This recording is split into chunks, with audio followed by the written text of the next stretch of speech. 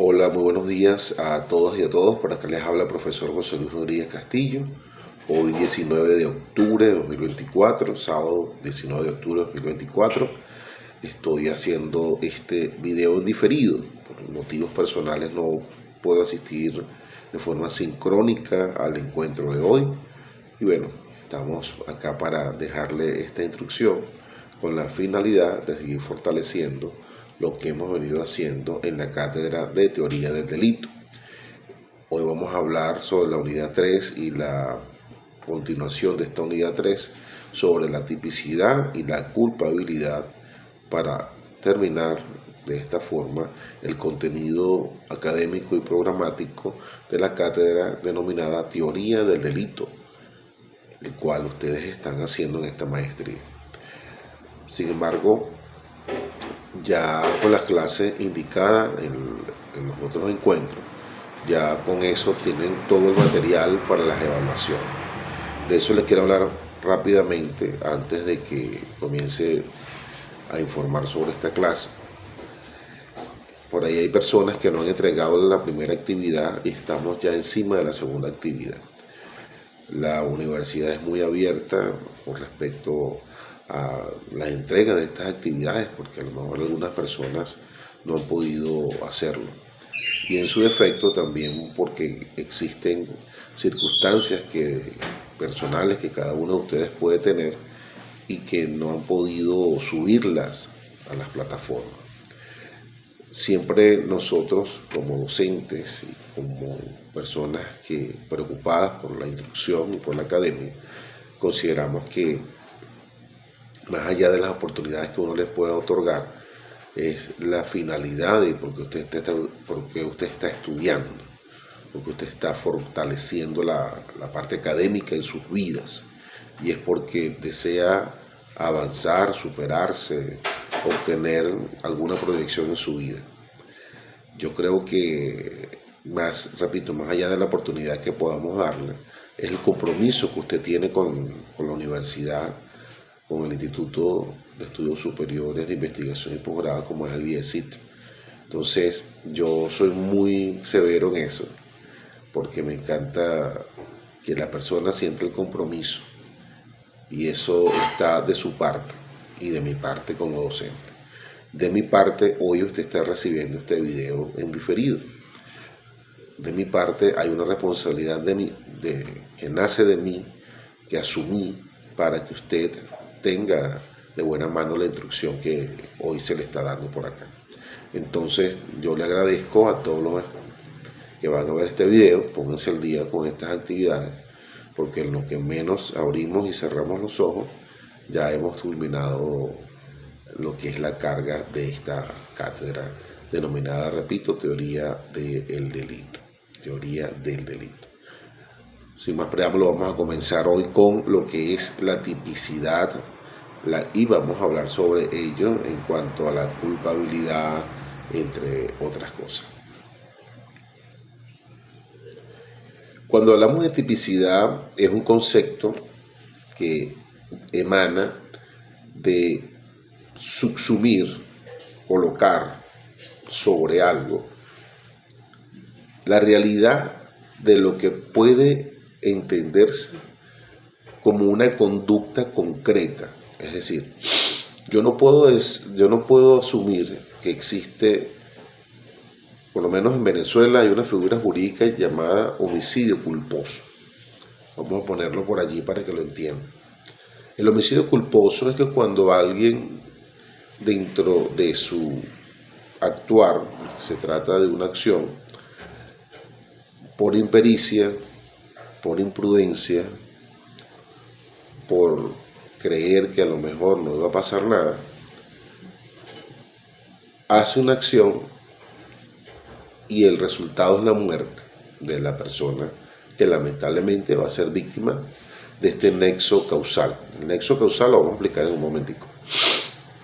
Si yo digo que es culposo, no puede ser calificado, no puede ser concausal, no puede ser preterintencional, no puede ser agravado y no puede ser netamente homicidio intencional.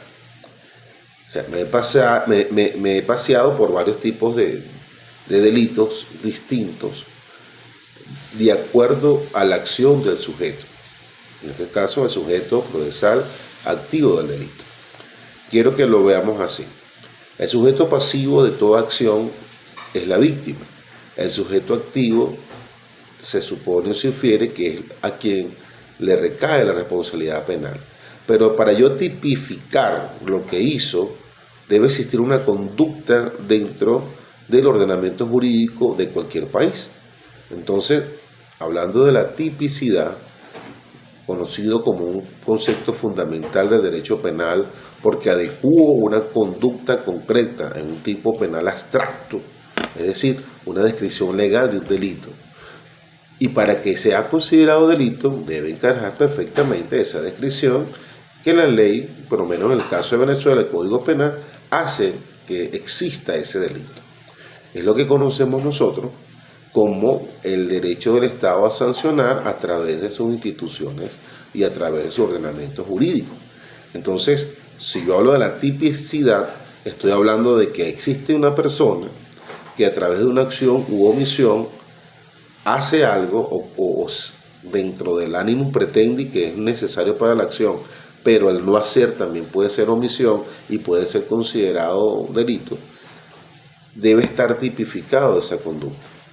Yo no puedo, repito, asumir que no la existe si la misma, dentro de lo que se conoce como la subsunción jurídica, que es sencillamente algo que hizo alguien y que encuadra o que encaja o que se subsume correctamente, perfectamente, en lo que establece el ordenamiento jurídico de ese Estado o país y que lo conoce como derecho penal y que puede ser sancionado de acuerdo a las normas de ese país.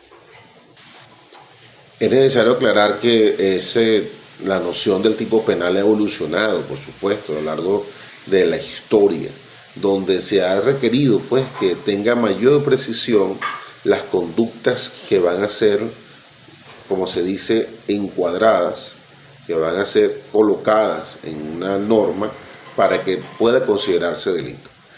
Porque yo no puedo utilizar, por ejemplo, la ley de delitos informáticos, por lo menos que existe en Venezuela, o las leyes de criptoactivo que existe actualmente en Venezuela también, norma de criptoactivo, en el año 1920, porque no existía, por ejemplo, una plataforma informática que permitiese hacer operaciones de criptoactivo o tipo blockchain.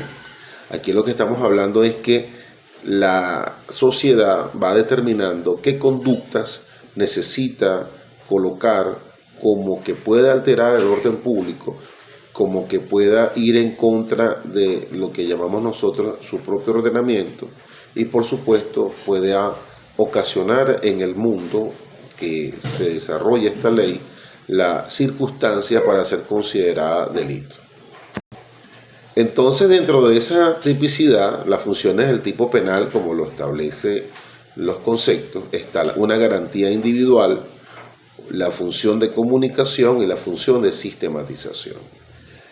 Porque el objetivo de la tipicidad es garantizar la seguridad jurídica y evitar interpretaciones arbitrarias. Es decir, aquí me gusta mucho nombrar el artículo 4 del Código Civil venezolano, donde establece algo muy importante sobre la interpretación que se tiene de las normas. Y el artículo 4 del Código Civil establece taxativamente que las normas deben interpretarse como así lo quiso el legislador. Entonces, si las normas deben interpretarse con el ánimo que hizo el legislador, el espíritu de esa ley o el espíritu de esa norma, yo no puedo estar haciendo interpretaciones amplias tratándose de los delitos. Lo que debo hacer como jurista, como abogado, como persona que trabaja o que está dentro de un sistema de justicia, es adecuar esa conducta jurídica realmente a un delito que esté plenamente tipificado, porque así lo establece también cualquier ordenamiento que tenga la claridad en sus normas, por ejemplo, el principio de que no puede existir delito si no está establecido una norma. Repito lo que dije al principio, puede haber un delito por acción.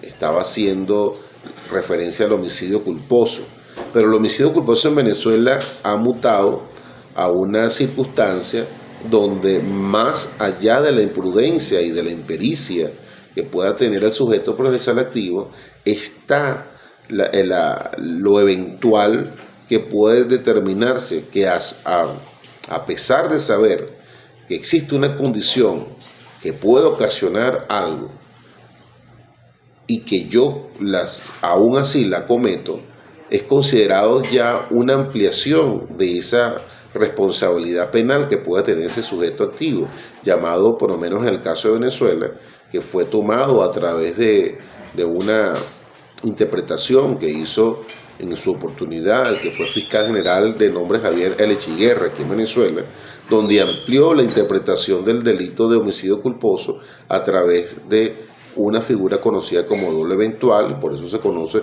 homicidio culposo a título de dolo eventual.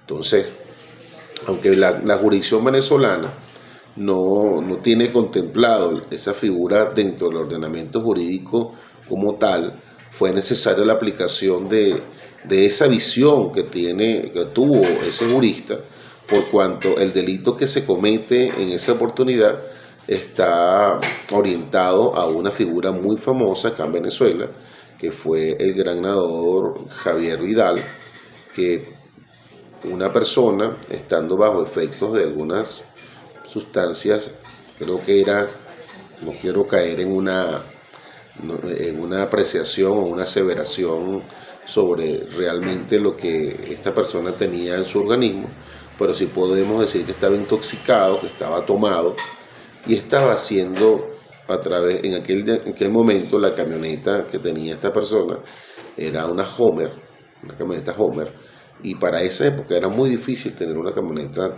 acá en Venezuela porque un poco conocíamos sobre esas camionetas de esa gama. Y bueno, haciendo lo que llamamos nosotros competencia en vía pública en altas horas de la noche, está haciendo lo que llamamos nosotros un pique, está picando con otro carro para ver quién gana. Al parecer la persona choca a Javier Vidal, medallista olímpico venezolano en natación, y lo mata.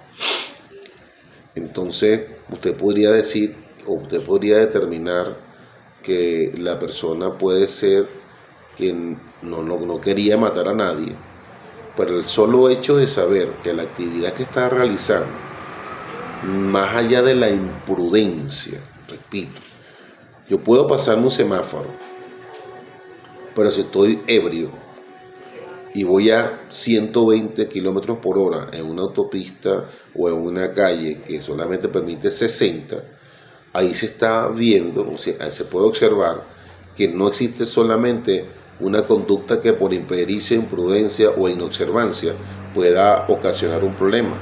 Estamos hablando de que existe una situación que yo pude prever, porque por lo menos las calles no son para estar haciendo actividades de ese tipo, pues de competencia de carro.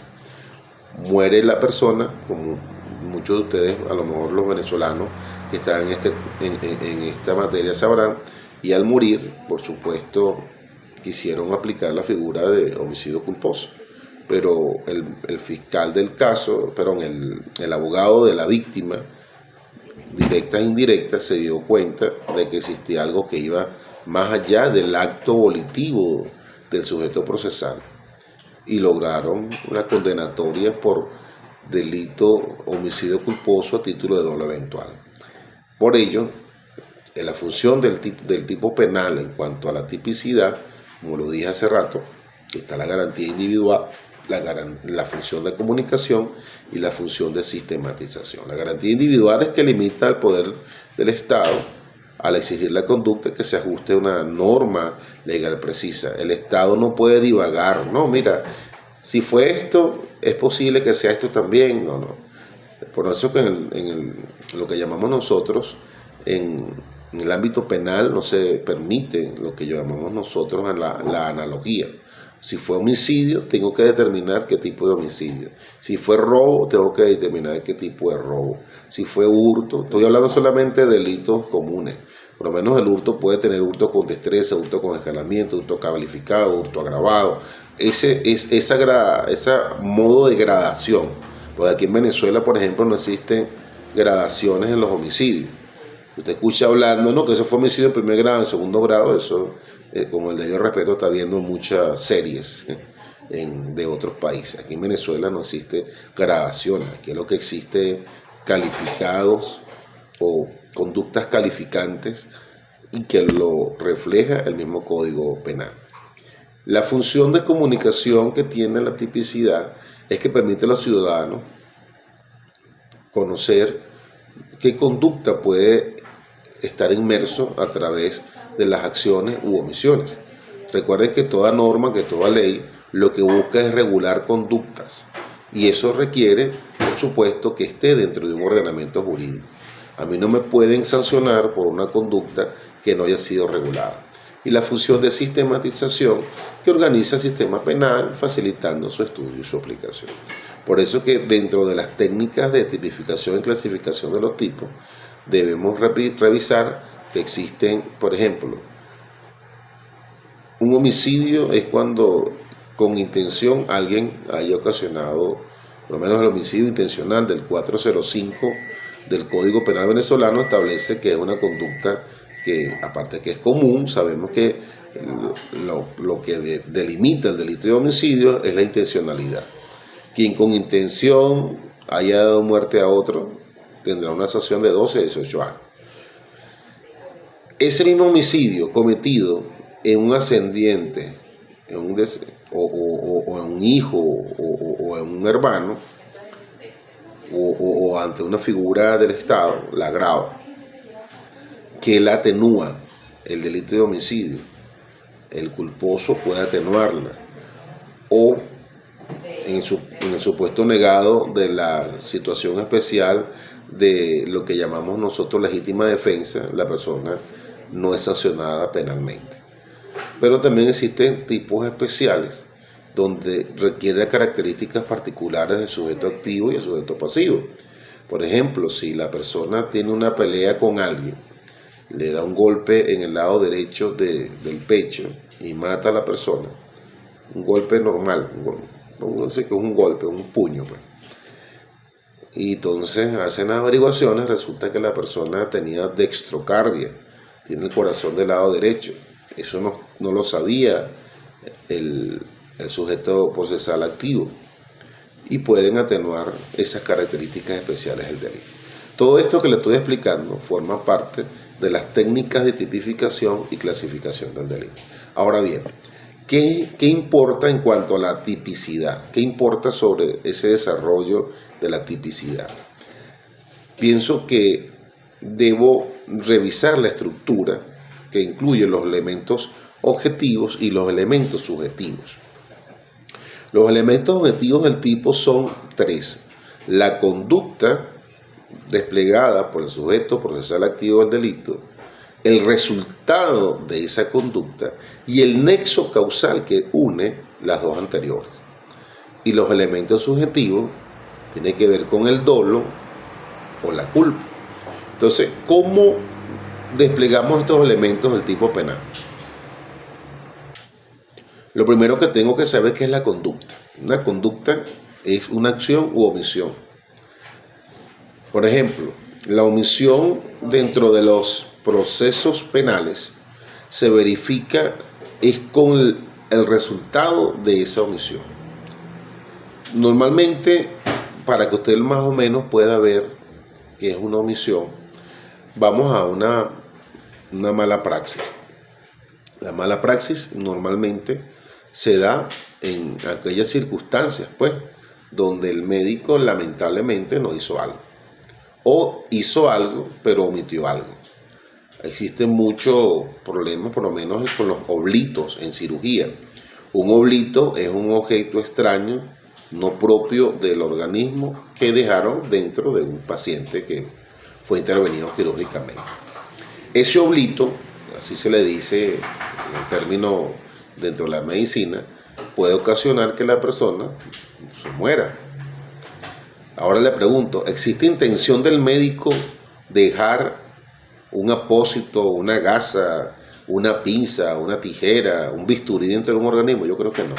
Pero esa omisión de haber revisado antes de cerrar la cavidad es una conducta propia de su profesión que va a ser sancionada como mala praxis. Ojo, haciendo solamente el ejemplo de este caso. El resultado, bueno, el resultado es que la persona murió y después de todas las investigaciones, por ejemplo, en el caso de la autopsia, se va a determinar cuáles fueron las causas pues, del deceso de esta persona. Y puede determinar que puede ser por una asfixia, es decir, la persona se contaminó y se murió. Bueno, si se muere, es una conducta que encausa en el resultado de lo que dejó de hacer alguien. Esa relación de causalidad, repito, tiene que ver con la conducta. Por eso estamos hablando del tercer elemento objetivo, que es el nexo. La omisión o la acción materializa la mala praxis y el nexo causal entre la persona que dejó de hacer es la muerte de esta persona. Relación, repito, objetivamente la estructura dentro de los elementos objetivos. Repito, conducta, resultado, nexo causal. Ahora bien, vamos a ver cuál es el elemento subjetivo. Y tenemos lo que es el dolo y la culpa. Y dentro del dolo está la voluntad y el conocimiento de realizar un hecho típico. La voluntad y conocimiento de realizar un hecho típico significa que tenía conocimiento, repito, de que si no revisaba, la persona podía tener alguna situación. Pero, ¿cuál es el nivel de culpa? Que es el segundo. Estamos hablando de una conducta omisiva. Dentro de esa culpa hay una infracción del cual no se cuidó y no tuvo el especial cuidado. Esto nos lleva a interpretar por qué el tipo o la tipicidad de X o Y circunstancias jurídicas tenga una adecuación social. Y eso es, por ejemplo, hay delitos en otros países que acá en Venezuela no son considerados delitos. O hay situaciones que están reguladas como casos específicos, no los quiero comentar, simplemente vamos a hablar de lo que se conoce. Por ejemplo, en Afganistán el derecho es netamente religioso. Yo no puedo decir que, por lo menos allá es muy común que un adulto se case con una niña de 10 años, 12 años. Acá en Venezuela eso no se puede hacer. No sé si en su país, si no es venezolano, se puede hacer. Pero yo no puedo comparar un derecho netamente religioso o un derecho que tiene unas normas bastante crudas como la de Afganistán, como las de Venezuela.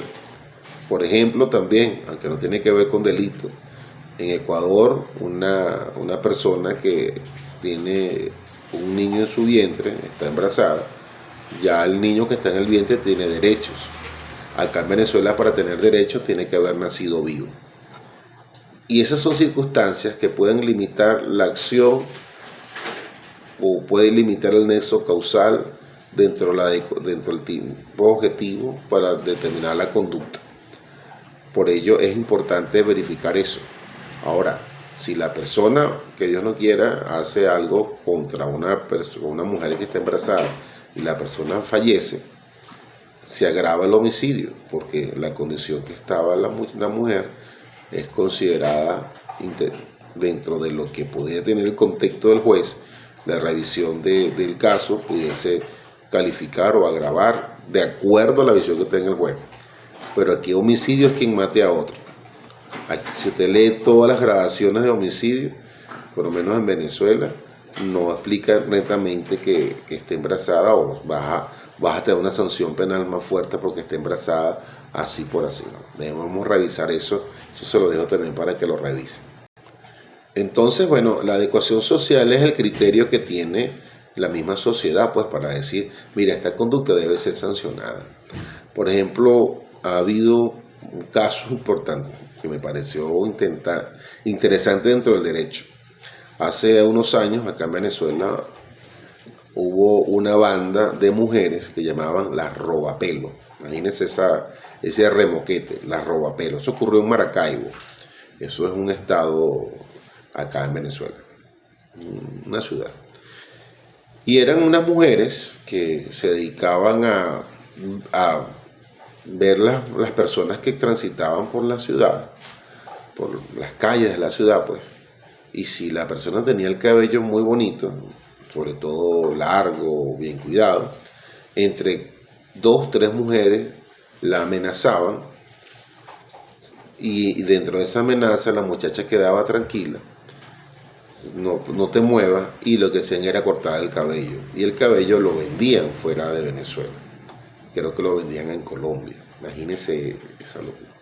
Si usted va directamente al Código Penal venezolano, no establece nada quien de forma a través de la coacción o con amenaza le haya robado, porque es un robo, porque estaba ahí amenazándolo que le voy a hacer daño si no se deja quitar el cabello.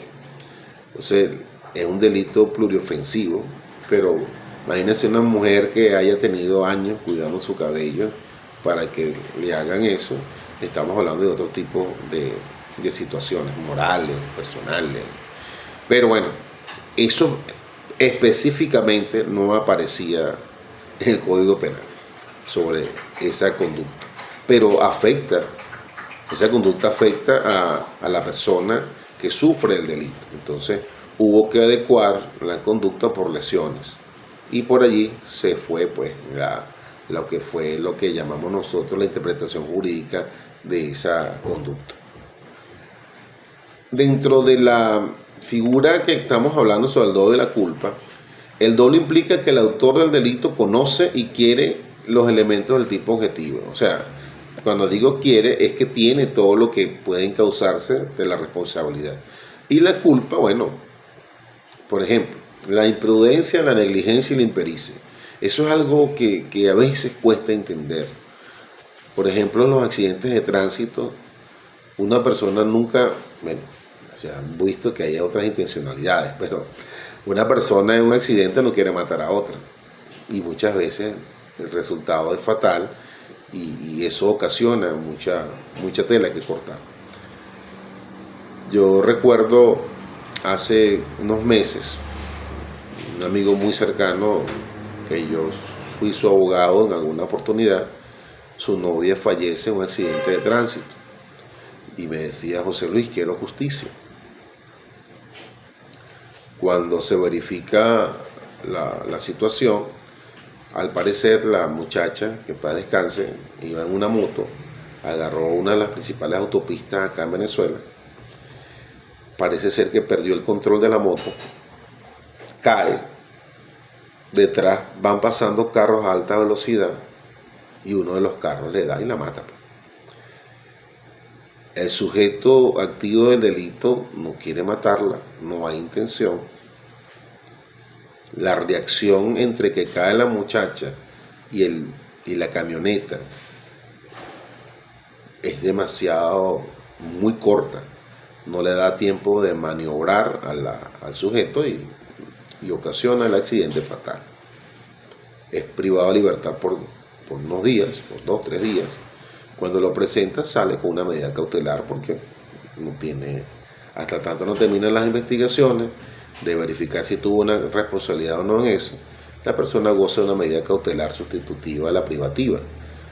Y estoy seguro que no se le sancionó penalmente y que tiene una libertad plena. Son situaciones muy distintas. La culpabilidad es lo que llamamos nosotros un juicio de reprochabilidad y se realiza sobre el autor del delito. Y para que la culpabilidad tenga esa fortaleza, debe verificarse todo lo que es el nexo causal y la responsabilidad. Yo creo que la estructura de la culpabilidad es la imputabilidad propiamente dicha y la exigibilidad.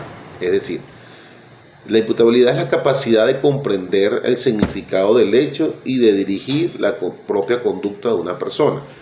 ¿Quién es imputable? Por lo menos aquí en Venezuela, si hay un niño de 12 años, está jugando con arma de fuego porque hubo un descuido de un adulto, y el niño presiona el disparador y mata a otro niño, acá en Venezuela se le dictan son medidas de seguridad a ese niño de 12 años. No puede ser responsable penalmente, porque como es un niño se le dictan esas medidas. Pero si estamos hablando de un adolescente, 16 años, es muy probable que tenga cierta responsabilidad penal y sea procesado y se verificará si fue por dolo, si fue por culpa, pericia, no saber manipular, qué sé yo. Pero al niño no se le puede reprochar y no se le puede imputar y no se le puede exigir, porque la exigibilidad, que es la otra estructura de la culpabilidad, es la posibilidad de que pudo haber hecho otra cosa que no fuese responsable penalmente. Y ahí es donde viene el problema.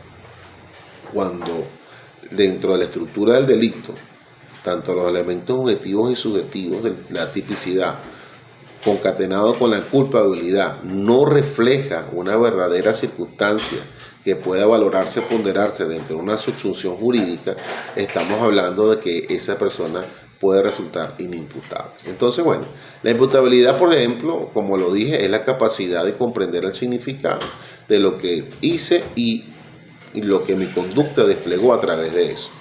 Ahora bien, ¿cuáles son las causas de la inimputabilidad? Es decir, ¿qué hace un sujeto inimputable? Aparte de la minoría de edad, como lo acabo de decir, es la enfermedad mental, pero esos trastornos que impiden comprender o discernir lo que es bueno y lo que es malo. Una persona que tenga una enfermedad mental, como se dice, comprobada, el somnambulismo, una persona que te va a los efectos por ejemplo, de medicamentos muy fuertes, no puede ser imputable por esto. Pero hay responsabilidad, por ejemplo, yo lo explicaba en la clase anterior, que una señora con su esposo están bebiendo licor, se quedan dormidos y tienen un bebé recién nacido, y ellos dentro de ese estado de alcoholismo, de haber bebido mucho, tienen una intoxicación etílica y están dormidos y se quedan dormidos encima del bebé. ¿Es imputable? ¿Es inimputable? No sé. Lo que sí les puedo decir es que tienen una responsabilidad que hacer frente, porque eso es lo que va a calificar de acuerdo a todas las condiciones. Que no quedan privadas de libertad, posiblemente porque lamentablemente no es responsabilidad directa, pero hay una impericia, una imprudencia en cuanto a quedarse dormido encima del bebé. Ya para culminar, vamos a hablar sobre la teoría de la imputabilidad objetiva. Entonces, aquí se cierra más aún lo que es la adecuación jurídica o la responsabilidad jurídica de alguien. La teoría de la imputabilidad objetiva es, primero, una corriente doctrinaria que sostiene que no solo depende de lo que hizo el sujeto, sino también de la gravedad del hecho y de las circunstancias del caso. Por ejemplo, no es lo mismo que una persona asesine a otra porque le deba un dinero, que asesine a otra porque tiene un profundo dolor o porque tiene algo que lo obligó a reaccionar de esa manera. En los crímenes pasionales, las personas no reaccionan por que le debas algo, sino porque sienten herido su amor propio. Y los crímenes más grotescos, si ustedes pueden revisar la bibliografía sobre eso, son por ejemplo, las parejas homoparentales. O sea, las personas que tienen relaciones o tienen algún tipo de vínculo de su mismo sexo, porque son sexodiversas. Los crímenes pasionales entre ellos son muy grotescos, de mucha violencia, no quiero hablar de la palabra hazaña, pero de mucha reproche, ¿no? No igual, a lo mejor, por ejemplo, usted escucha un psicólogo asesinó a sus padres y después se suicidó. ¿Por qué? Porque no podía pagar, no podía hacer algo por su familia. Aquí en Caracas hubo un caso donde la persona asesina a su mamá y después se asesina a él porque se suicida, perdón. porque no podía pagar la clínica y la mamá iba a quedar indefensa. Y dentro de su mente consideró que si mataba a su mamá y se suicidaba a él, no tenía que pagar nada. Esas son cosas impresionantes. A veces es un poco difícil entender el cerebro humano, pero ocurren estas cosas tan fuertes. Por eso que la teoría de la imputabilidad objetiva se relaciona netamente con la gravedad del hecho y las circunstancias del caso. Y ahí es donde están los criminalistas, ahí es donde están los criminólogos, para determinar qué tenía, por lo menos en el caso de los criminólogos, para determinar qué tenía esa persona o qué en su cabeza tenía, para creer o pensar de que tenía verbigracia una situación que lo obligó a hacerlo, o cómo se cometió el delito, que vendrían siendo las circunstancias que rodean el hecho. Medio de comisión, situaciones, eso forma parte de la imputación objetiva.